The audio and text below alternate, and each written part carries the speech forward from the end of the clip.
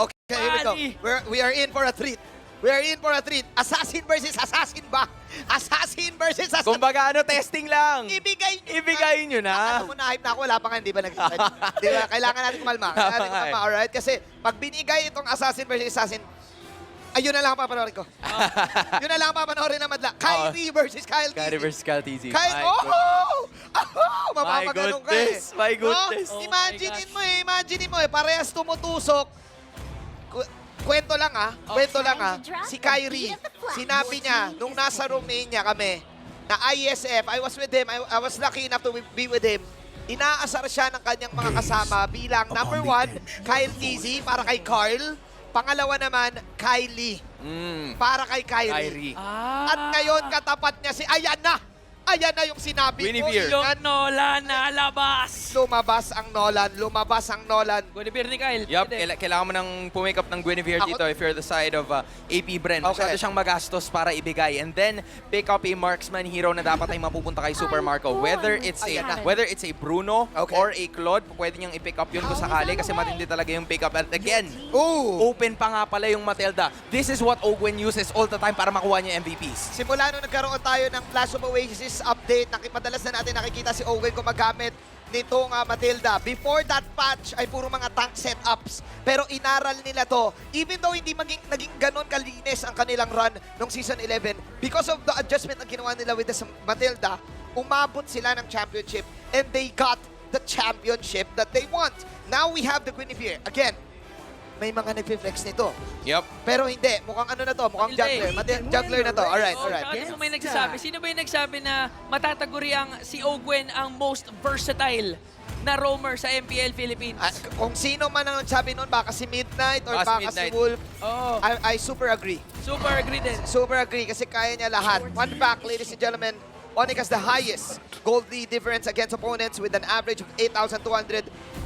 Lagi ba naman kasing owning ang Onyx kapag naglalaban sila? Alright, now going back to the draft, I feel like pwedeng pumick up na si Few ng Lilia since tanggal naman na yung Valentina tsaka yung Faramis. It could be an option na pwede nilang puntahan kasi pwede na sila magtanggal ng Novaria and other heroes. Try to remove Sans from the equation. Give Sans a more difficult hero na medyo hindi pasok dun sa meta natin kasi wala na yung dalawa. Wala na yung dalawa. Oo nga, no? Parang it's a battle of the mages, no? Parang ganun ba yung gusto mong sabihin? Kahit ako na-hype ako sa dalawang assassin, pero yung mage pool kasi, onti siya eh. It's so slim. Sobrang slim niya. So pwedeng magkaubusan or pwedeng magkalabasan ng bago. Pero wag natin kakalimutan, si Sans naglabas na yan ng Gusion. Oo nga. Si Pew naman nag-Odette na, pero Pobius. Okay, there we go. This is the counter, right? Yeah, this is the counter. This has always been the counter every time na nagpipick up sila ng Nolan. We are still yet to determine kung pupunta ba kay Few itong hero na to kasi merong mga times or merong mga pagkakataon na ginagamit din to ni Flap TZ to go into the other side. So,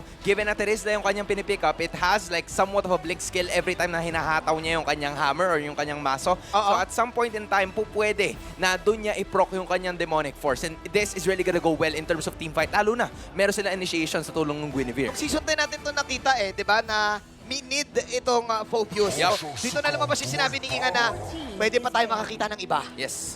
And hindi naman to iba, pero parang ang unique pa rin makita. Ang taas pa rin ng wave clear, especially on the first skill. Now we're going to this last phase ng picks and bans. Okay, Kufra. Kufra ang ibaban ngayon ng AP Bren. Ngayon din na target na si Super Marco. Si Mr. Wu.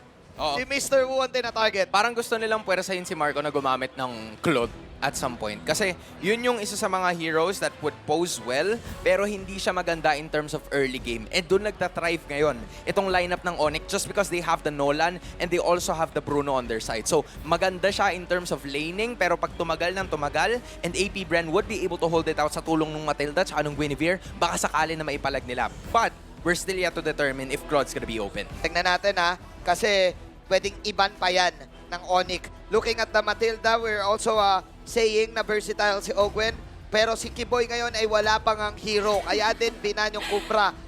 Okay, that is the Kadita ban for Sans. Are we gonna see the Claude ban right now for Coach Jeb? Sinabi ni Hans, pwedeng binibait, which is true naman. Pero pwede rin irespeto. Nirespeto. Hindi mo pwede bigay yung Claude kay Super Marco kasi kung mapapansin natin yung laruan ng Bren, kahit hindi sila masyado nagre-revolve around Super Marco, once ma-reach ni Marco yung power spike niya, nahihirapan bawat kalaban. For sure. Oo, for sure. Siya yung tipong quiet lang sa gilid, pero ang angas. Oo.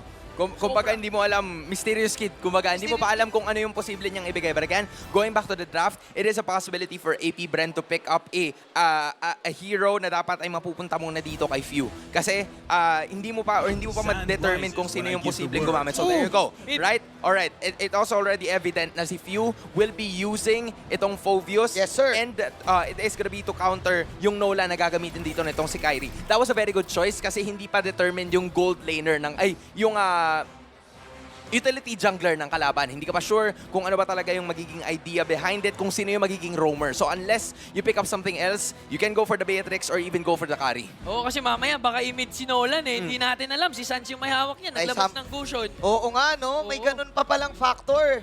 May Kasi- ganun pang factor. Delix, hindi mo pa alam at this point. There you go. They Lilia. picked up the Lilia instead. O, so may dash din to, ha? So, walang pakialam si na Coach Shep. Sige, mag-Phobius ka. I got you. What is, of course, the Kiboy hero for the side of Yem? Cho is open. Tigreal. Tigreal. Okay, Tigreal. Okay. We saw this. We saw this. Setup battle to, tol. Setup Sobrang battle. setup battle to. Yeah, just think of it. Implosion kontra doon sa sa Violet Requiem na hawak nitong si Calteezy. Hindi pa nga natin sigurado kung ano ba talaga dapat yung pwede nilang gamitin. But, I mean, one thing is for certain. Calteezy will already use itong Guinevere, Phoveus, and Batilda. Ang kailangan nila is a Super Marco hero that's gonna be good in terms of range. Plus, pwede ring tumangke ng mga, it's gonna be very good against stacks. Walang 1-1, walang Claude, walang Brody. Yup, you can go for Beatrix or carry at this point para medyo ma-cheppy mo lang ng konti yung Tigreal kasi doon ka talaga mahihirapan ng sagad. And those are heroes na napakahirap gamitin, especially up against sa Nolan. Chivalry is dead. Oh! Okay. Sinabi to actually ni Oheb Okay. na gusto niya makita yung Clint Okay. M-Series. The answer Sabi C, niya- none of the above At isa lang nga nagkiklint sa halos lahat ng mga marksman dito. sa Pilipinas. This is the classic Clint of Super Marco. Super Marco Clint is in the, The building. building. I'm lost for words. I'm lost for words. Oh my goodness. Ito na yun. Ito This na is gonna be an Wala. amazing Hindi matchup. ba nagsisimula?